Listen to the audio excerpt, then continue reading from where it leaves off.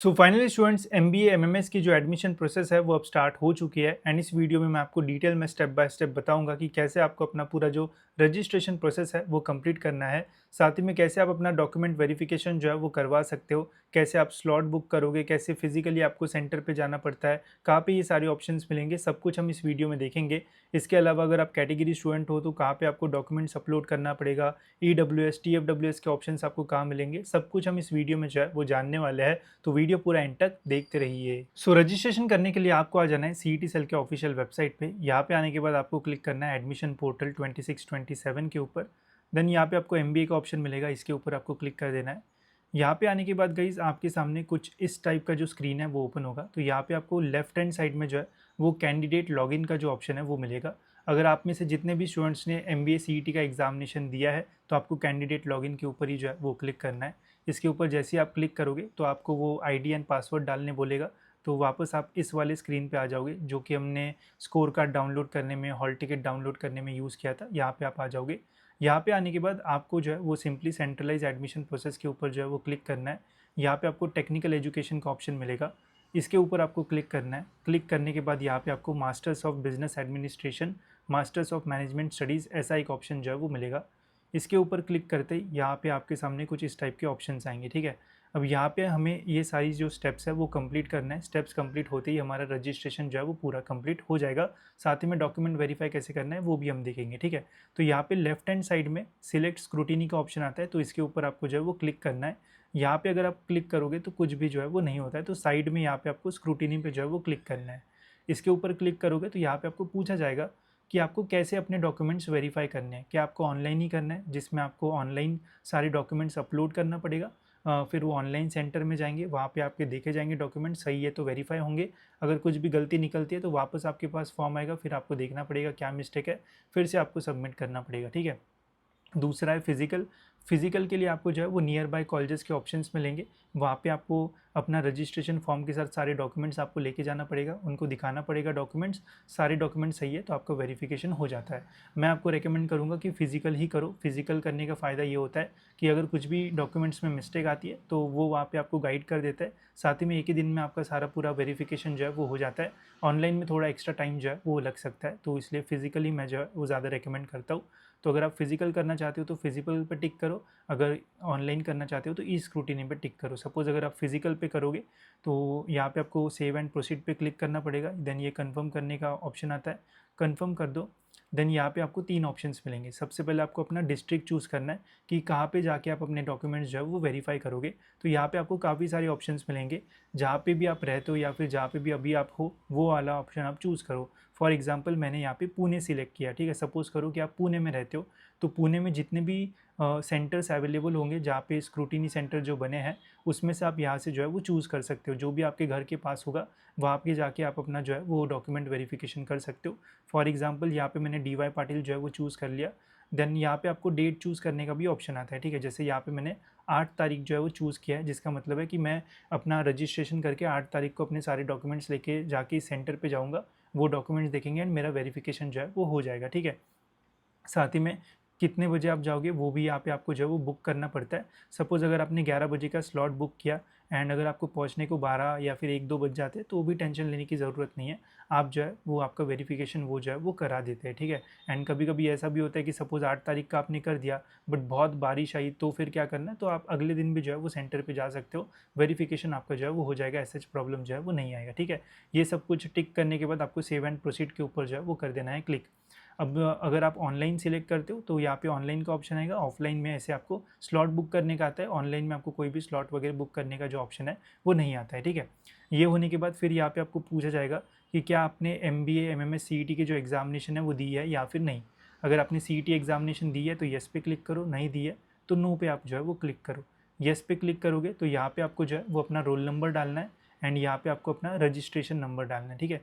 ये roll number आपको अपने एडमिट कार्ड पे मिल जाएगा। अब ध्यान रखना, अगर आपने दोनों अटेम्प्ट की एग्जामिनेशन दी है तो जिस भी एग्जामिनेशन में आपको अच्छा परसेंटाइल मिला है वो रोल नंबर डालना। अगर आप कम परसेंटाइल वाला रोल नंबर डालोगे तो फिर आपका जो है वो कम परसेंटाइल वाले के बेसिस पे एडमिशन होगा। तो जिसमें भी आपको ज़्यादा परसेंटाइल मिला होगा वो रोल नंबर यहाँ पे आपको जो है वो डालना है। रजिस्ट्रेशन नंबर जो है वो आपका एप्लीकेशन नंबर है। एप्लीकेशन नंबर भी आपको अपने एडमिट कार्ड के ऊपर जो है वो मिल जाएगा।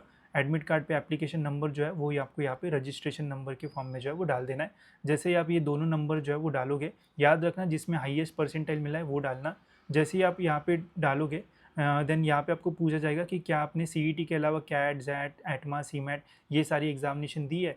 अगर आपने दी होगी तो यस पे क्लिक करो, अगर नहीं दी है तो नो पे क्लिक करो। अभी मैंने यहाँ पे नो पे क्लिक किया है एंड व्यू डेटा किया है, तो यहाँ पे आप देख सकते हो मेरा जो यहाँ पे परसेंटाइल है वो मुझे यहाँ पे जो है वो शो हो रहा है। ठीक है, तो जो भी आपका हाईएस्ट परसेंटाइल होगा वो यहाँ पे शो होना चाहिए। ऐसे ही आप यहाँ पे अपना roll number and application ID जो है वो डालना। ठीक है, अब सपोज़ अगर आपने कैट, सैट, सीमैट ये एग्जामिनेशन दी होगी, तो अगर आप येस पे क्लिक करोगे तो यहाँ पे आपको पूछा जाता है कि आपने कौन सी एग्जामिनेशन जो है वो दी है। ठीक है, तो जिस भी एग्जामिनेशन में सबसे अच्छा परसेंटाइल आपको होगा, कैट, सीमैट जो भी होगा, वो आपको यहाँ पे सिलेक्ट करना है एंड उसका यहाँ पे आपको roll number, percentile, total score and all India rank जो भी आपका था वो सब कुछ यहाँ पे आपको जो है वो फिल करना पड़ेगा मैन्युअली।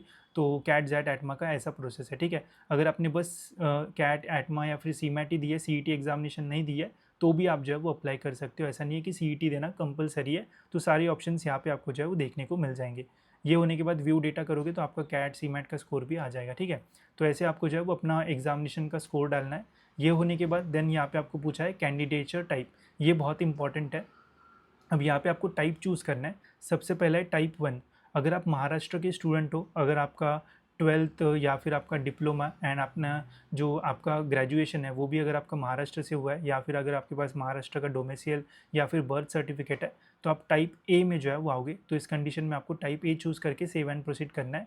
अगर आपके पास महाराष्ट्र का डोमिसाइल वगैरह नहीं है, बट आपकी मम्मी या फिर पापा के पास महाराष्ट्र का डोमिसाइल है, तो देन आप टाइप बी में आओगे। ठीक है, फिर टाइप सी में भी यहाँ पे सारी डिटेल्स जो है वो दे रखी है, एक बार अच्छे से पढ़ लेना, आपको सारी चीज़ें समझ में आएगी। अगर आप महाराष्ट्र के स्टूडेंट हो तो आपके पास डोमिसाइल बर्थ सर्टिफिकेट होगा तो आप टाइप ए में जो है वो आओगे। तो यहाँ पे सारी चीज़ें लिखी हुई है, आप ध्यान से पढ़ोगे तो आपको जो है वो समझ में आ जाएगा। वही अगर आप आउट ऑफ महाराष्ट्र स्टूडेंट हो तो आपको यहाँ पे जो है वो आउटसाइड महाराष्ट्र OMS ये वाला ऑप्शन जो है वो चूज़ करना है। वही देन अगर आप यूनियन टेरिटरी जम्मू कश्मीर वगैरह से बिलोंग करते हो तो यहाँ पे वैसे ऑप्शन है। अगर आप पढ़ोगे तो सारी चीज़ें आपको समझ में आ जाएगी, तो कोई यहाँ पे प्रॉब्लम नहीं आएगा। बस एक बार अच्छे से पढ़ लेना, चीज़ें आपको जो है वो समझ में आ जाएगी। एंड इससे रिलेटेड हम डिटेल में काउंसिलिंग में भी बताएंगे, तो वो अगर आपने ज्वाइन की होगी तो वहाँ पर भी आपके डाउट्स क्लियर हो जाएंगे। देन जैसे मैं टाइप ए में आता हूँ तो मैंने टाइप ए यहाँ पे सिलेक्ट किया। टाइप ए सिलेक्ट करने के बाद यहाँ पे मुझे पूछा गया है जैसे select the district from which मैंने 12th पास किया। 12th मैंने कहाँ से पास किया वो यहाँ पे मुझे डालना है। तो जैसे मैंने 12th जो है वो नागपुर से पास किया है एंड ग्रेजुएशन मेरा जो है वो पुणे से हुआ है। तो आपने ग्रेजुएशन कौन से डिस्ट्रिक्ट से किया है वो यहाँ पे आपको जो है वो पूछा गया है। कौन से कॉलेज से किया है वो यहाँ पे आपको जो है वो नहीं पूछा है। Select the district from which candidate has passed, ठीक है, ये पूछा है। तो जैसे मेरा कॉलेज जो है वो पुणे में था तो मैंने यहाँ पे पुणे डाला, तो मेरा होम यूनिवर्सिटी यहाँ पे जो है वो पुणे यूनिवर्सिटी आ गया। अब ये होम यूनिवर्सिटी बहुत इंपॉर्टेंट है। अगर आपका होम यूनिवर्सिटी पुणे है एंड मुंबई में अगर आप एडमिशन लोगे तो देन आपको अदर देन होम यूनिवर्सिटी के कट ऑफ्स लगता है, तो इससे फ़ायदा नुकसान होता है। तो इसलिए ध्यान से ये डिटेल जो है वो डालना एंड ये लिख के रख लेना कि आपकी होम यूनिवर्सिटी यहाँ पे जो है वो क्या आई है। ठीक है, अब अगर आपने आउट ऑफ महाराष्ट्र OMS वाला ऑप्शन चूज़ किया होगा तो आपकी होम यूनिवर्सिटी वगैरह जो है वो नहीं रहेगी, आपको यहाँ पे डिफरेंट ऑप्शंस मिलेंगे। तो जैसे आप ऑप्शन चूज़ करोगे उसी के अकॉर्डिंग फर्दर आपको जो ऑप्शंस है वो देखने को मिलेंगे। अब जो भी डिटेल्स हमने डाली उसको सपोर्ट करने के लिए यहाँ पे 3 में से कोई भी एक डॉक्यूमेंट हमें जो है वो सिलेक्ट करना पड़ेगा। पहले डोमिसाइल सर्टिफिकेट, दूसरा है बर्थ सर्टिफिकेट, तीसरा है स्कूल लिविंग सर्टिफिकेट। तीनों में से कोई भी एक डॉक्यूमेंट अगर आपका होगा तो जो भी आपके पास डॉक्यूमेंट है उसके ऊपर आपको जो है वो टिक करना है एंड सेव एंड प्रोसीड के बटन के ऊपर जो है वो क्लिक करना है। फॉर एग्जांपल मेरे पास डोमिसाइल है तो मैंने डोमिसाइल के ऊपर जो है वो यहाँ पे टिक कर दिया एंड सेव एंड प्रोसीड के बटन पे क्लिक कर दिया। ये होने के बाद गाइस फिर हमें यहाँ पे जो है वो कैटेगरी डिटेल्स डालना है। अब ये जो है वो एकदम ध्यान से सुनना, ये बहुत इंपॉर्टेंट है, तभी आपको बेनिफिट्स मिलेंगे। एंड अभी तक अगर आप वीडियो देख रहे हो तो लाइक ज़रूर से कर लेना, काफ़ी टाइम लगता है ऐसा वीडियो बनाने में, बट आपकी हेल्प हो इसलिए हम पूरा डिटेल में कवर करते हैं। तो एक लाइक एंड हाइप बटन भी आपको मिलेगा तो वो भी आप प्रेस कर सकते हो।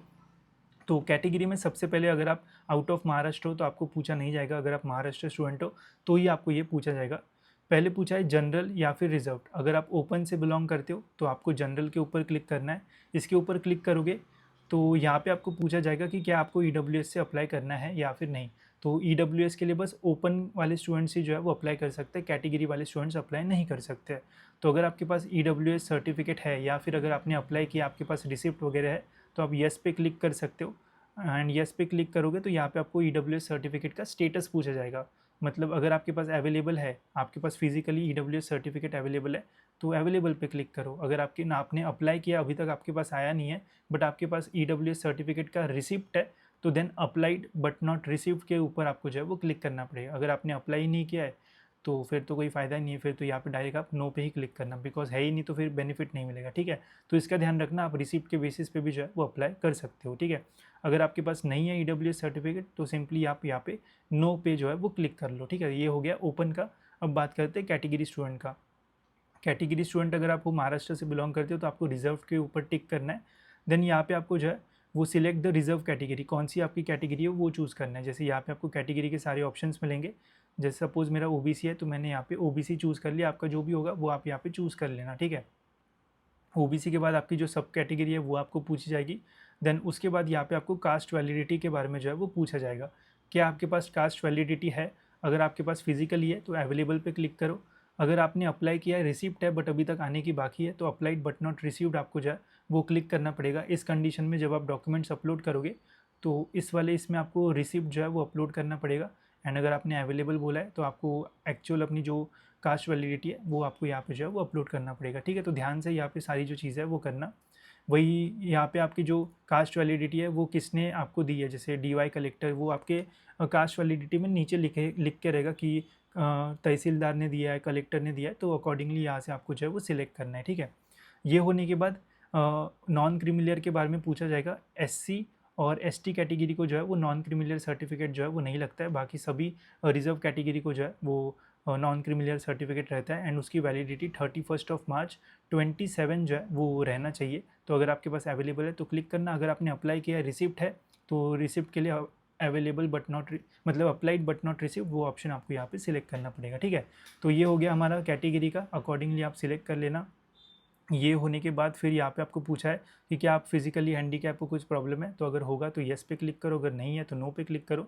डिफेंस कोटा से अगर आप लोग अप्लाई करना है, कोई डिफेंस से बिलोंग करता है, तो यहाँ पे आपको वो सारी ऑप्शंस भी जो है वो मिल जाएंगे। अगर है डिफेंस से कोई तो येस पे क्लिक करना, अगर नहीं है तो नो पे यहाँ पे क्लिक कर देना। ठीक है, ये सब कुछ होने के बाद देन यहाँ पे आपको फिर से 3 में से एक डॉक्यूमेंट जो है वो चूज़ करना है। पहला है यहाँ पे इंडियन नेशनलिटी, दूसरा है स्कूल लिविंग, तीसरा है यहाँ पे बर्थ सर्टिफिकेट। तो जो भी आपके पास डॉक्यूमेंट होगा वो आपको यहाँ पे चूज़ करना है। जैसे यहाँ पे मैं बर्थ सर्टिफिकेट पे टिक किया है एंड सेव एंड प्रोसीड के ऊपर जो है वो कर दिया है क्लिक, तो ये सारी चीज़ें हमारी जो है वो फिल हो गई। ठीक है, ये होने के बाद फिर हमें यहाँ पे 10th का जो डिटेल्स है वो डालना है।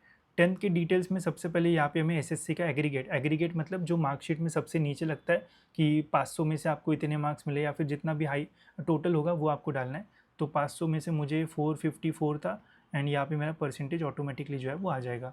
फिर यहाँ पे आपको 10th के मार्क्स पूछे गए हैं, मैथ्स के, साइंस के एंड इंग्लिश के, तो वो आपको यहाँ पे डालना है। अब SSC मतलब 10th होता है, 10th में 12th के मार्क्स डाल के मत रखना, बहुत सारे लोग डालते हैं, ध्यान रखना। ठीक है, और अपनी मार्कशीट अपने मुंह के सामने रखना, तो गलती जो है वो नहीं होगी। फिर यहाँ पे आपको 12th के एग्रीगेट मार्क्स डालना है। जैसे 650 में से मेरे को 545 मिले थे, तो वो अकॉर्डिंगली यहाँ पे फिर परसेंटेज जो है वो आ जाएंगे। तो ये डेटा आपको यहाँ पे डालना है। HSC मतलब 12th होता है एंड SSC मतलब 10th होता है, इसका ध्यान रखना। ठीक है, ये होने के बाद फिर आपको ग्रेजुएशन के मार्क्स डालना है। सबसे पहले आपको पूछा है कि ग्रेजुएशन की स्ट्रीम आपकी कौन सी थी, तो मेरा इंजीनियरिंग था, आपका जो भी था वो आपको यहाँ पे डालना है। कौन से यूनिवर्सिटी से आपने ग्रेजुएशन किया वो डालना है। पासिंग ईयर आपका क्या था, उसके पहले यहाँ पे आपको इंडियन चूज़ कर लेना है। देन आपका ग्रेजुएशन का टाइप कौन सा था, टाइप मतलब फुल टाइम था, पार्ट टाइम मतलब बहुत ही कम लोगों का रहता है, तो फुल टाइम ही यहाँ पे चूज़ कर लेना। ग्रेजुएशन ईयर आपका कौन सा था, अगर आपका ग्रेजुएशन ईयर 2026 है तो देन यहाँ पे आपका ग्रेजुएशन का स्टेटस देखो आप पे डिपेंड है। अगर आपने सपोज़ 2026 में ग्रेजुएशन किया एंड अभी तक अगर आपका रिजल्ट लगना बाकी है तो आप अपीयरिंग पे क्लिक करो, बिकॉज अपीयरिंग पे क्लिक करोगे तो देन यहाँ पे आपको अपने ग्रेजुएशन के मार्क्स जो है वो नहीं डालना पड़ेगा, बिकॉज रिजल्ट नहीं लगा है तो आपको कैसे पता चलेगा कि आपको कितने मार्क्स मिले, राइट। वही अगर आपका ग्रेजुएशन 26 के पहले जैसे 25 या फिर 24 वगैरह में हुआ है तो ऐसे कंडीशन में यहाँ पे आपको पास पे क्लिक करना है, ना कि अपीयरिंग। ठीक है, तो जिनका पहले हो चुका है ग्रेजुएशन उनको पास पे क्लिक करना है, जिनका अभी अभी हुआ है, जिनका रिजल्ट लगना बाकी है उनको अपीयरिंग पे क्लिक करना है। ठीक है, अपीयरिंग पे क्लिक करोगे तो यहाँ पे आपको मार्क्स वगैरह नहीं पूछे जाएंगे। ठीक है, अगर आप पास्ट पे क्लिक करोगे तो देन यहाँ पे आपको ग्रेजुएशन के मार्क्स आपको जो है वो पूछे जाएंगे। अब ग्रेजुएशन के मार्क्स के लिए इन्होंने परसेंटेज एंड CGPA से 2 ऑप्शन जो है वो दे रखा है। अगर आपके मार्क्स परसेंटेज के फॉर्म में जैसे एग्रीगेट स्कोर आता है ग्रेजुएशन का 2000 में से 1500 या फिर 3000 में से या फिर 1500 में से, तो जो भी होगा वो आपको यहाँ पे स्कोर डालना है, अकॉर्डिंगली यहाँ पे जो परसेंटेज है वो आ जाएंगे। ठीक है, वही अगर आपका ग्रेजुएशन CGPA में होगा तो CGPA के ऊपर जैसे ही हम टिक करते हैं तो यहाँ पे स्टिल ऑप्टेन मार्क्स ही आता है। पता नहीं इन्होंने क्या दिमाग लगाया, अगर CGPA का ऑप्शन है तो CGPA देना था, एग्रीगेट CGPA, बट इन्होंने मार्क्स के फॉर्म में यहाँ पे जो है वो दिया है। तो यहाँ पे ये भी बोला है कि CGPA निकालने के लिए आपके ग्रेजुएशन के मार्कशीट के पीछे जो फॉर्मूला दिया होता है उसका यूज़ करके आप यहाँ पे अपने जो मार्क्स है वो डालिए। अगर ये आपको समझ में नहीं आता है तो यहाँ पे आपको जितना समझ में आ रहा है वो आप जो है वो डाल दीजिए। जब आप फिजिकल वेरिफिकेशन के लिए जाओगे तो उन सर को पूछ लेना, वो भी आपको जो है वो बता देंगे। या फिर आप सिंपली आपके जो भी फाइनल ईयर की मार्कशीट होगा उसमें सभी सेमेस्टर का एक एग्रीगेट CGPA दिया जाता है, उस CGPA को जो है वो मार्क्स में जो है वो कन्वर्ट कर लेना एंड वो मार्क्स आप यहाँ पे डाल देना। आउट ऑफ में आप जो है वो 100 मार्क्स डाल देना एंड जो भी परसेंटेज यहाँ पे बनेगा वो आप यहाँ पे जो है वो लिख देना, तो उससे भी आपका काम जो है वो चल जाएगा। देन आपको सेव एंड प्रोसीड के ऊपर जो है वो कर देना है क्लिक। ये होने के बाद आपको यहाँ पे पर्सनल इन्फॉर्मेशन मिलेगी, तो यहाँ पे मैक्सिमम डिटेल्स आपकी फिल्ड होगी, बस एक बार अच्छे से चेक कर लेना कहीं मिस्टेक तो नहीं है। ठीक है, यहाँ पे आपका पूछा जाएगा कि आर यू ऑर्फन, अगर ऑर्फन होंगे तो येस पे क्लिक करो, अदरवाइज नो पे क्लिक करो। ऑर्फन मतलब अनाथ। ठीक है, ये होने के बाद देन यहाँ पे आपको TFWS के बारे में जो है वो पूछा जाएगा कि क्या आपको TFWS के लिए अप्लाई करना है या फिर नहीं। तो TFWS में कोई भी अप्लाई कर सकता है, बस महाराष्ट्र के स्टूडेंट्स, आउट ऑफ महाराष्ट्र के नहीं। अगर आपका इनकम 8 लाख से कम है एंड अगर आपके पास अपडेटेड इनकम सर्टिफिकेट है तो आप अप्लाई कर सकते हो। ऐसे कंडीशन में आप येस पे क्लिक करो। अगर आपका इनकम 8 लाख से ज़्यादा है तो सिंपली नो के ऊपर जो है वो क्लिक करना, ताकि फिर आपको इनकम सर्टिफिकेट ना देना पड़े। ठीक है, साथ ही में यहाँ पे आपको माइनॉरिटी का भी पूछा गया है। अब देखो, मैं माइनॉरिटी में नहीं आता हूँ बिकॉज मेरा रिलीजन हिंदू है एंड मदर टंग मराठी है। बट अगर आपका रिलीजन हिंदू के अलावा सपोज मुस्लिम है या फिर क्रिश्चियन है या फिर और कुछ है, तो देन यहाँ पे आप अपना रिलीजन जो है वो डाल सकते हो, आपको माइनॉरिटी के बेनिफिट्स मिलेंगे। एंड डॉक्यूमेंट वेरिफिकेशन के टाइम आपको माइनॉरिटी के लिए कोई सपोर्टिंग डॉक्यूमेंट जो है वो देना पड़ेगा। वही मदर टंग अगर आपका मराठी के अलावा कुछ और है तो देन आप माइनॉरिटी के लिए जो है वो एलिजिबल होंगे। आपको चूज़ करना रहा तो यहाँ पे आपको सारे ऑप्शन जो है वो मिल जाएंगे। ठीक है, ये होने के बाद आपको ये सारी चीज़ें चूज़ कर लेना है। यहाँ पे आपको कम्युनिकेशन डिटेल्स में पूछा जाएगा कि आप कहाँ रहते हो, ये सब कुछ पहले से ही फिल्ड रहेगा, कम्युनिकेशन डिटेल्स वगैरह बस एक बार अच्छे से चेक कर लेना। ये होने के बाद आपका मोबाइल नंबर, ईमेल आईडी यहाँ पे रहेगा। यहाँ पे आपको कोई भी टेलीफोन नंबर वगैरह डालने की ज़रूरत नहीं है, सिंपली सेव एंड प्रोसीड के ऊपर क्लिक कर दो। यहाँ पे आपको फिर जो है वो अपना फ़ोटो जो है वो अपलोड करना है। अब इन्होंने बोला है कि फ़ोटो भी रहना चाहिए एंड उसके नीचे आपका एक जो सिग्नेचर है वो भी जो है वो रहना चाहिए, तो ऐसा आपको यहाँ पे फ़ोटो अपलोड करना है। तो सिंपली क्या करो, एक वाइट पेज लो, उसके ऊपर आप अपना फ़ोटो रखो एंड उसके ऊपर अपना उसके नीचे एक सिग्नेचर कर दो एंड उसका एक फ़ोटो जो है वो निकाल लो एंड अपलोड कर लो। तो चूज़ फाइल के ऊपर क्लिक करना, फ़ोटो सिलेक्ट करना, जैसे मैंने यहाँ पे मेरी इस टाइप की फ़ोटो बनाई है, फ़ोटो एंड उसके नीचे सिग्नेचर एंड सेव पे क्लिक कर दिया, तो यहाँ पे आपकी फ़ोटो विद सिग्नेचर जो है वो अपलोड हो जाएगी। देन आपको सेव एंड प्रोसीड के ऊपर जो है वो कर देना है क्लिक। ये होने के बाद जो भी हमने डॉक्यूमेंट सिलेक्ट किया है उसी के अकॉर्डिंग यहाँ पे हमें डॉक्यूमेंट्स अपलोड करने के लिए जो है वो बोला जाएगा। 10th के मार्क्स हमने डाले थे इसलिए 10th का मार्कशीट अपलोड करना है। 12th के मार्क्स हमने डाले थे, 12th का मार्कशीट। देन स्कूल लिविंग सर्टिफिकेट हमने चूज़ किया था तो वो हम डालेंगे। आपने जैसे डॉक्यूमेंट सिलेक्ट किए होंगे उसी के अकॉर्डिंग यहाँ पे आपको पूछा जाएगा। अगर आप कैटेगरी स्टूडेंट नहीं हो तो कैटेगरी के आपको यहाँ पे डॉक्यूमेंट्स नहीं लगेंगे। अगर आपने डोमेसाइल येस किया है तो डोमेसाइल आपको यहाँ पे लगेगा। देन कास्ट सर्टिफिकेट, अगर आप कास्ट कैटेगरी से बिलोंग करते हो तो अकॉर्डिंगली यहाँ पे आपको सारे डॉक्यूमेंट्स डालना है। ग्रेजुएशन के मार्कशीट जब आप डालोगे तो ट्राई करना सभी जितने भी मार्कशीट्स रहते हैं फर्स्ट ईयर से लेकर तो लास्ट ईयर तक सबका PDF बना के डाल देना, तो फिर कोई भी प्रॉब्लम आपको जो है वो नहीं आएगा। ठीक है, साथ ही में यहाँ पे इन्होंने जो है वो कास्ट वैलिडिटी अपलोड करने के लिए डायरेक्टली फेच करने का ऑप्शन दिया है।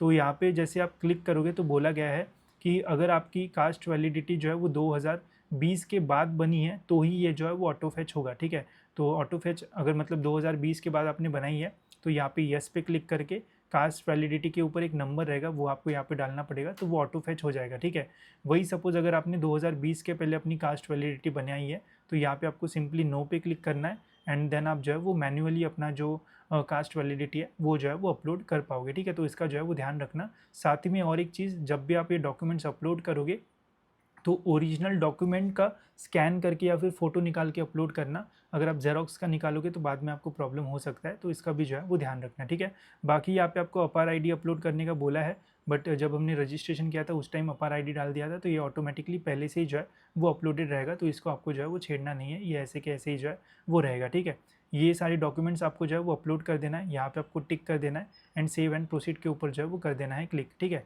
उसके पहले डॉक्यूमेंट जब आप अपलोड करोगे तो अपलोड होने के बाद यहाँ पे फिर से अपलोड का ऑप्शन आता है, इस पर टिक करोगे तो फिर आपका जो डॉक्यूमेंट है वो अपलोड होता है एंड एट द एंड ऐसा पूरा ग्रीन ग्रीन आपको जो है वो दिखना चाहिए एंड देन आप सेव एंड प्रोसीड के ऊपर क्लिक करो। जैसे ही आप क्लिक करोगे तो देन आपको यहाँ पे प्रिंट करने का जो ऑप्शन है वो आएगा, ठीक है। अगर आपने सीईटी एग्जामिनेशन नहीं दिया, डायरेक्ट आप कोई और एग्जामिनेशन से अप्लाई कर रहे हो, तो आपको यहाँ पे पैसे पे करने का भी ऑप्शन आएगा। बट जिन्होंने सीईटी एग्जामिनेशन दिया है उनको कोई भी पैसे पे करने की जो है वो ज़रूरत नहीं है। तो यहाँ पे आपका ये पूरा एप्लीकेशन फॉर्म आ जाएगा। यहाँ पे आपको जो भी आपने फिजिकल वेरिफिकेशन का डेट चूज़ किया है वो भी आपको यहाँ पे जो है वो देखने को मिल जाएगा। वही अगर आपने ऑनलाइन वेरिफिकेशन चूज़ किया है तो सिंपली आपको अपना फॉर्म जो है वो सबमिट करना पड़ेगा, एंड देन आप लॉगिन करके चेक करोगे तो वहाँ पे लिख के आएगा कि your form has been gone through online scrutiny centre, एंड फिर वहाँ पे स्टेटस 1-2 दिन में जो है वो चेंज होते हुए आपको जो है वो देखने को मिलेगा, ठीक है। अब आपको फिजिकल सेंटर में क्या क्या लेके जाना है वो भी मैं आपको बताता हूँ। सपोज़ अगर आपने फिजिकल स्क्रूटिनी चूज़ किया है तो जो आपका फॉर्म का प्रिंट आप निकालोगे उसमें ही आपको डॉक्यूमेंट की लिस्ट मिलेगी। जैसे आपने फॉर्म भरा है उसके अकॉर्डिंग डॉक्यूमेंट लिस्ट जो है वो चेंज होगी, ठीक है। तो यहाँ पे ये जितने भी डॉक्यूमेंट्स हैं ये सारे डॉक्यूमेंट्स आपको जो है वो लेके जाना है। अभी school leaving certificate original form में तो बहुत ही कम लोगों के पास होगी, बिकॉज वो हमें जो है वो 11th या 12th वाले कॉलेज में देना पड़ता है, राइट। तो उसका जेरोक्स वगैरह होगा तो वो आप लेके जा सकते हो। बाकी जितने भी डॉक्यूमेंट्स हैं वो सारे आपको ओरिजिनल फॉर्म में जो है वो वहाँ पे जो है वो देना पड़ेगा। कोई भी लिविंग सर्टिफिकेट या फिर माइग्रेशन सर्टिफिकेट या फिर गैप सर्टिफिकेट रजिस्ट्रेशन के टाइम नहीं लगता है, ये सब कुछ आपको एडमिशन जब आप लोगे उस टाइम जो है वो लगेगा, ठीक है। तो सीईटी का जो स्कोर कार्ड है वो भी आपको जो है वो लेके जाना है, एंड बाकी जो भी डॉक्यूमेंट्स आपने सिलेक्ट किए वो सारे डॉक्यूमेंट्स फिजिकली ओरिजिनल फॉर्म में लेके जाना है। साथ ही में उनका एक जेरोक्स कॉपी भी जो है वो निकाल के रखना, ताकि अगर कुछ गुम वुम हो जाए तो आपके पास रहे, ठीक है। एंड ये लिंक ये इसके साथ आपको ये जो फॉर्म है जिसका हम प्रिंट आउट निकालेंगे ये आपको जो है वो लेके जाना है। तो फॉर एग्जांपल अगर आप फिजिकल स्क्रूटिनी चूज़ करते हो तो जो हमने अभी फॉर्म भरा है उसका प्रिंट आउट निकालना है, साथ ही में उसके ऊपर जो भी डॉक्यूमेंट्स की लिस्ट होगी वो सारे डॉक्यूमेंट्स आपको साथ में लेके जाना है। जो भी स्क्रूटिनी सेंटर चूज़ किया होगा, जो भी डेट आपने चूज़ किया होगा उस दिन आपको स्क्रूटिनी सेंटर पे ये फॉर्म एंड ये जो डॉक्यूमेंट्स है वो लेके जाना है। वहाँ पे वो आपके फॉर्म एंड डॉक्यूमेंट्स को जो है वो देखेंगे, सारी चीज़ें सही रहेगी तो आपका वेरिफिकेशन हो जाएगा, एंड देन आप कैप राउंड्स के लिए जो है वो एलिजिबल हो जाओगे, एंड आपका मेरिट लिस्ट में जो है वो नाम आएगा, ठीक है। वही अगर आप ऑनलाइन करते हो तो रजिस्ट्रेशन फॉर्म आपको पूरा जैसे मैंने आपको बताया वैसे फिल कर लेना है। ओरिजिनल फॉर्म में अपने डॉक्यूमेंट्स आपको जो है वो अपलोड कर देना है, जैसे अभी हमने अपलोड किया। अपलोड करने के बाद आपको फॉर्म जो है वो बस सबमिट करना है। सबमिट करते ही वो ऑनलाइन स्क्रूटिनी सेंटर पे चला जाएगा, एंड रोज़ लॉगिन करके देखना है कि आपका फिर वेरिफिकेशन हुआ है या फिर नहीं। फिजिकल में जाते बराबर ही उसी दिन हो जाता है, ऑनलाइन में 3-4 दिन या फिर उससे ज़्यादा भी टाइम लग सकता है। इसलिए अगर आप अवेलेबल हो महाराष्ट्र में या फिर जो भी नियर बाय सेंटर्स है तो आप फिजिकली चूज़ करो। ऑनलाइन में पता नहीं चलता कि कब होगा या फिर नहीं। बाद में अगर आपको चेंज करना है तो उसका भी ऑप्शंस मिल सकता है, बट स्टिल फिजिकल वाला जो है वो थोड़ा ज़्यादा ईजी वाला ऑप्शन जो है वो रहता है, ठीक है। तो ये सारी चीज़ें मैंने आपको जो है वो बता दी है कैसे रजिस्ट्रेशन एंड डॉक्यूमेंट वेरिफिकेशन जो है वो करना है। तो टाइम पे अपनी सारी चीज़ें जो है वो कर देना। अगर आप लेट होते हो या फिर नहीं कर पाते हो तो आप कैप राउंड्स के लिए जो है वो एलिजिबल नहीं रहोगे। साथ ही में हम हमारे पर्सनल काउंसलिंग में इसके ऊपर डिटेल में जो सेशन है वो भी लेंगे, जिसमें लाइव आप सारी जो डाउट्स वगैरह वो पूछ पाओगे। इसके अलावा आपको जितना परसेंटाइल मिला है उसके अकॉर्डिंग हम बेस्ट कॉलेज लिस्ट भी आपको जो है वो हमारी पर्सनल काउंसलिंग में जो है वो बना के देंगे, जिससे आपको बेटर कॉलेज मिलने के जो चांसेस है वो भी बढ़ जाएंगे। And cap round 2 cap round 3 में आप कैसे जा सकते हो वो सारी चीज़ें भी बताई जाएगी। अभी तक काफ़ी सारे जो सेशंस है वो हो चुके हैं, अगर आपने ज्वाइन नहीं किया है तो उसकी रिकॉर्डिंग्स वगैरह यहाँ पे आपको जो है वो देखने को मिल जाएगी। एंड अभी रजिस्ट्रेशन का सेशन भी होगा तो वो भी आप अगर आप आज एनरोल करते हो तो 6 बजे के आसपास है तो एनरोल करोगे तो वो भी अटेंड आप जो है वो कर पाओगे, एंड उसकी भी रिकॉर्डिंग वगैरह आपको यहाँ पे मिल जाएगी। फिर आपको अपने परसेंटाइल के अकॉर्डिंग जो कॉलेज लिस्ट है वो तब मिलेगी जब आपके रैंक्स रिलीज़ होंगे। तो आपका पूरा एडमिशन प्रोसेस एकदम सॉर्टेड रहेगा, एंड एक प्रॉपर गाइडेंस भी मिलेगा, तो कोई भी प्रॉब्लम होने के चांसेस जो है वो एकदम कम हो जाएंगे, ठीक है। तो इसकी लिंक आपको डिस्क्रिप्शन में मिल जाएगी, वहाँ से आप इसमें एनरोल कर सकते हो। बाकी अगर कुछ डाउट होगा तो कमेंट सेक्शन में पूछ लेना। फिलहाल स्टूडेंट्स इस वीडियो में इतना ही रखता है, मिलते हैं ऐसी और एक इन्फॉर्मेटिव वीडियो में।